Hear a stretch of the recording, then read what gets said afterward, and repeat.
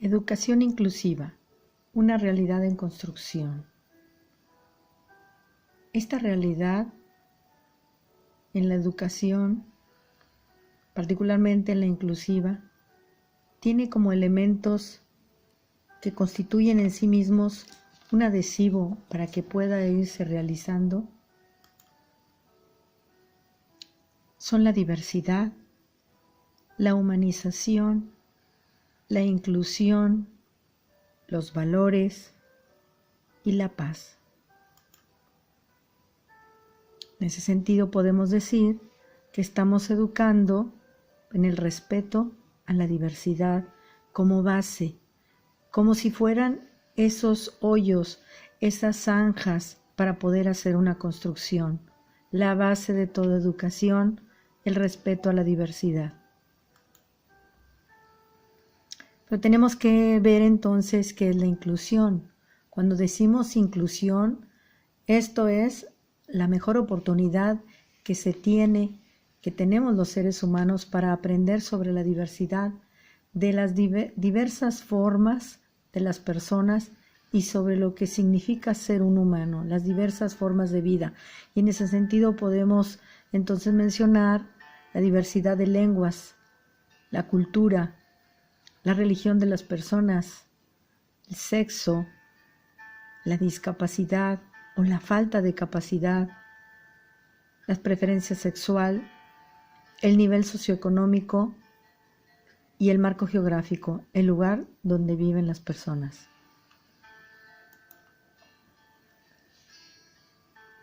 Entonces podemos decir que la educación inclusiva es un proceso de humanización, entendiendo el proceso para ser un humano. Entonces es un proceso para aprender a vivir con las diferencias de las personas. Si nuestra base es la diversidad y todos los seres humanos somos diferentes, entonces es necesario conocer al otro, a la otra, para poder entonces entender cómo piensa, conocer cómo vive.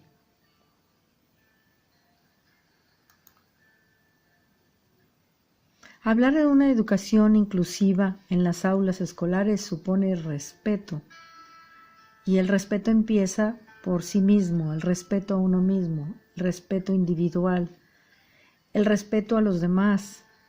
Pero algo que se ha ido dejando poco a poco en las escuelas es el respeto a los símbolos patrios. ¿Y qué constituyen los símbolos patrios? No es otra cosa más que recordar el lugar donde vives, el lugar donde naciste, el lugar donde formas, el ciudadano que te estás formando en ese centro educativo. También supone la participación. Y la participación, en este caso, estamos viendo la imagen de una escuela secundaria, la participación de todos y de todas, de acuerdo a sus posibilidades, pero siempre con el acompañamiento de alguien más que se interesa por ti y que te ayuda para que participes. También supone el interés individual, el interés genuino, el interés por lo que se dice, por lo que se hace, pero también ante las preguntas, situaciones académicas de los alumnos. La convivencia es fundamental y esa se aprende en todos los ámbitos de la escuela, del aula. Ahí me gustaría que viéramos la fotografía, y en esa fotografía es en la hora del descanso, en esa escuela secundaria. Y podemos observar en primer plano, en segundo y en tercer plano, a las muchachas, a las señoritas platicando, jugando. Si yo les preguntara a ustedes ¿qué imagina de las alumnas que están ahí? Si conoce algo más, si se imagina cuáles son sus características personales, particulares, si conociera algo más.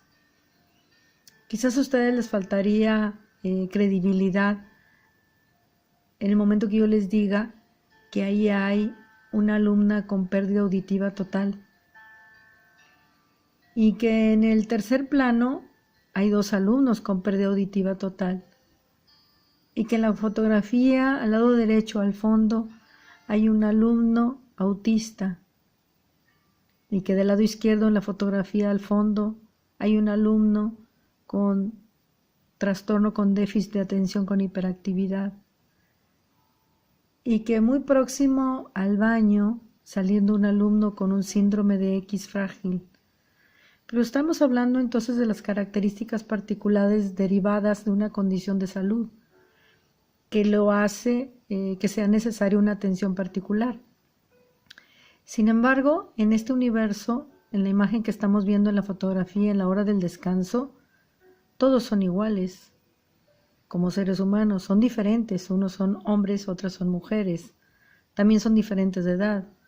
También son diferentes del lugar donde viven, de la situación socioeconómica. También por ahí, pero ya en la fotografía no sale, hay una alumna y un alumno que provienen de una región del sur del país y hablan dialecto. Esto es la diversidad de manera natural, de manera cotidiana, el diario vivir, donde todos ellos y todas ellas aprenden unos de otros. En ese sentido, la convivencia, por eso hace unos segundos decía que es fundamental, pero esa convivencia basada en el conocimiento o en el interés genuino del conocimiento del otro ser humano. La educación inclusiva también supone el reconocimiento de los logros de los estudiantes. En este caso, allí es un alumno que tiene una característica particular derivada de una situación de salud y es el día de su graduación. Muy, muy contento, muy feliz por haber obtenido su certificado.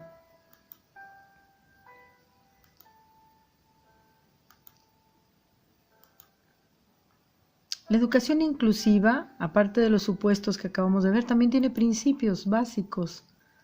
Uno de ellos es que las clases en las que los alumnos se formen, que acojan a la diversidad, entendiendo el acogerlos en interesarse por ellos, en conocer un poco más sobre el estudiante. Si bien es cierto, las aulas tienen alumnos de 30 o 40 estudiantes, sí es necesario y sería muy importante que nos diéramos el tiempo para irlos conociendo poco a poco y que esas clases también tuvieran elementos distintos de comunicación, como en el caso de la fotografía que estamos viendo. En la parte baja del pizarrón encontramos el alfabeto de lengua de señas mexicana. El otro principio es enseñanza y aprendizaje interactivo.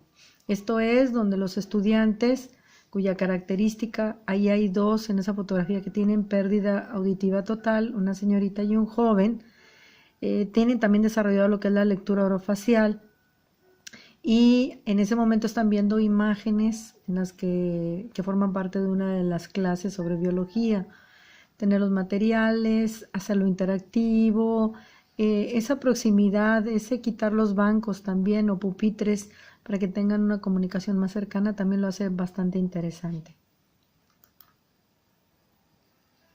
Uno más es el currículum más amplio, entendido no solamente en los objetivos, los contenidos, sino que esa amplitud tenga que ver con experiencias de aprendizaje, donde el docente se prepare y genere actividades para el descubrimiento de los mismos, donde puedan participar de manera más dinámica y donde la diferencia o la falta de capacidad, ya sea motriz, visual, auditiva o intelectual, que se requiere para el nivel más alto, exigencia, aprendizajes significativos, pues bueno, pudiera irse limando poco a poco en un currículum amplio, incluso hasta más flexible.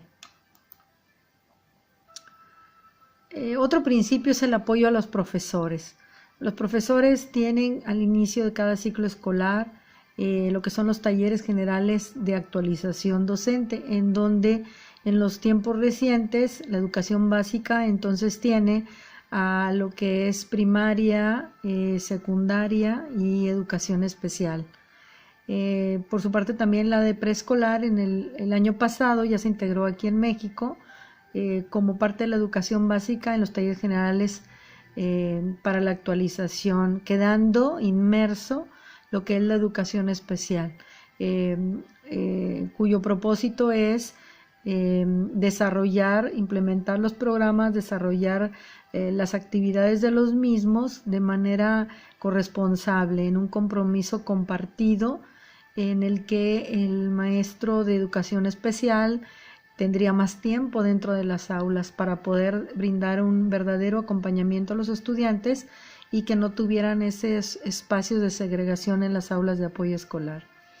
Es muy importante a su vez romper esas barreras de comunicación para el compartir experiencias exitosas entre los docentes y por supuesto pues ir generando lo que son los compromisos.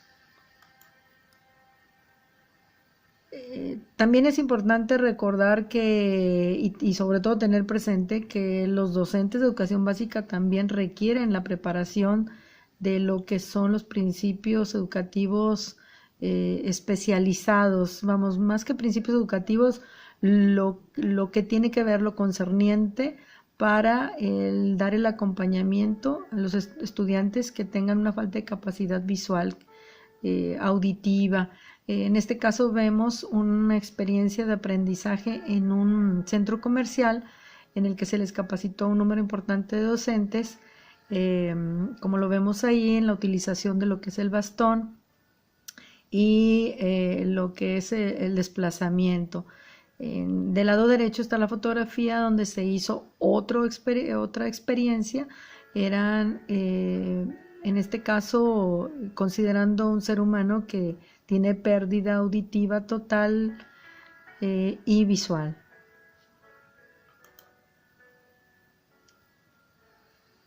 Un elemento fundamental en lo que es la educación básica es la participación de los padres.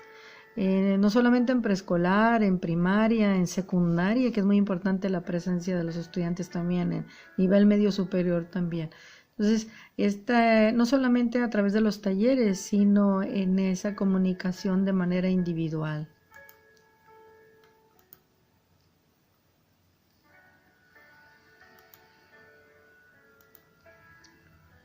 Bueno, y entonces, la escuela inclusiva, ¿qué es? ¿A qué se refiere?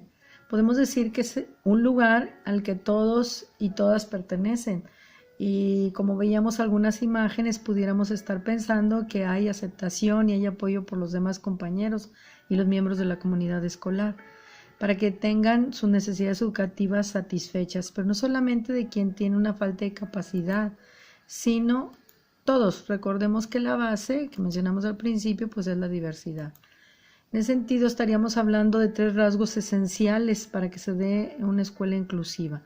Un sentido de cohesión de la comunidad donde todos son importantes, donde todos tienen que ver, tanto los padres de familia como los maestros y los alumnos.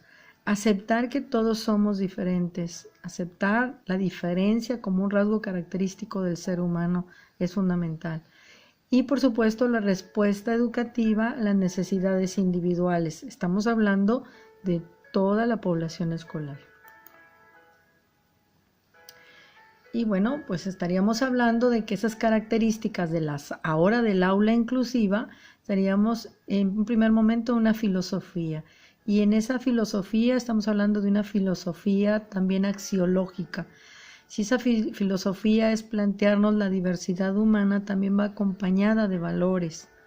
Y esos valores son los valores universales, son los valores que se aplican en la escuela y que se derivan precisamente de los valores que rigen para todo el mundo. Esta filosofía del aula estaríamos no solamente hablando donde el alumno está sentado en un pupitre, sino también donde hace equipos de más integrantes o equipos menores, y donde ese principio de participación como parte de esa filosofía del aula pues es básico. Algo que se debe tener presente siempre son esas reglas. El establecimiento de las reglas del aula es básico, pero esas reglas consensuadas donde el alumno participa creando las mismas. Y esas reglas que tienen que ver con el orden, la limpieza, el respetar los turnos para la participación, el seguir las instrucciones Y un ingrediente muy, muy importante, un aditivo me parece también fundamental, sería la alegría, el sentido del humor, el generar esa parte humana, creando esas endorfinas para la alegría en el momento del acto de aprendizaje, en el proceso de enseñanza-aprendizaje. Pues estas características de las aulas inclusivas son instrucciones acorde a las características del alumnado. Hay un apoyo dentro del aula ordinaria y adquiere estas formas: fomento de una red de apoyo natural, acomodación en el aula, lo que veíamos hace rato, grupos más grandes, más pequeños, individual, y pues la comprensión de las diferencias individuales también lo veíamos, y esa flexibilidad, no solamente del acomodo, sino también de la presentación de los materiales e inclusive a veces hasta el orden de las actividades. Finalmente, entonces, este ejemplo de la secuencia de fotografías, lo que hemos visto, podríamos o tratamos de ejemplificar, es una escuela para todos. Una escuela donde vemos que todos pueden y todas pueden estar, y donde esa base son los valores. Y esos valores se están aplicando para ejercer la inclusión. Y esa inclusión se da en ambientes de aprendizaje, los cuales están humanizados, entendiendo esta parte de humanización como el verse diferentes, el respetarse, el ayudarse, el que haya tolerancia, el que haya solidaridad. Todo esto, estos valores de un aprendizaje humanizado, nos lleva a una auténtica educación para la paz.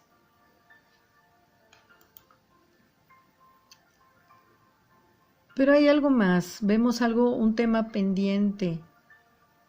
¿Y la inclusión en el deporte? ¿Se puede hablar de la inclusión en el deporte? Porque aún se dan los juegos deportivos. En este caso estamos viendo los juegos deportivos escolares a nivel estatal, pero también a nivel municipal, llamados olimpiadas escolares. ¿Y quiénes acuden ahí? Como en estas jornadas deportivas rurales, ¿quiénes acuden? Pues son alumnos que tienen una falta de capacidad. En este caso, en la fotografía, vemos a una señorita y a dos jovencitos de la escuela secundaria quienes tienen una pérdida auditiva total. Es decir, son sordos. Ellos, en su categoría, participando, compitiendo con alumnos también a nivel estatal con pérdida auditiva, pues ellos obtuvieron en su categoría el primer lugar. Pero ellos podrían participar también entonces en carreras con los niños o con las niñas que sí escuchan. Yo no veo ahí una diferencia, pero pues como les dije hace unos momentos, esto es para la reflexión. ¿Por qué separarlos a ellos? ¿O para qué separarlos a ellos? En esta imagen lo que vemos son alumnos que tienen discapacidad intelectual y participan en otras actividades deportivas de acuerdo a su capacidad.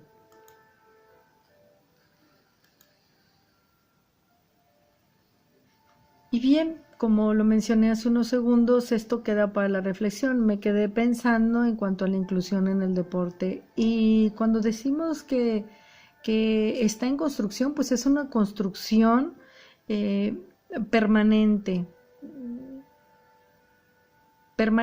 porque cada uno de los elementos se está revisando, y cada uno de esos elementos y agentes que participan en el proceso de educación están revisando, están actualizando, están en constante cambio, y en lo que se está trabajando todavía aún más es en los valores, en esos valores para llevar a cabo la inclusión, que generen por sí mismos ambientes de aprendizaje más humanos, ambientes de aprendizaje humanizados.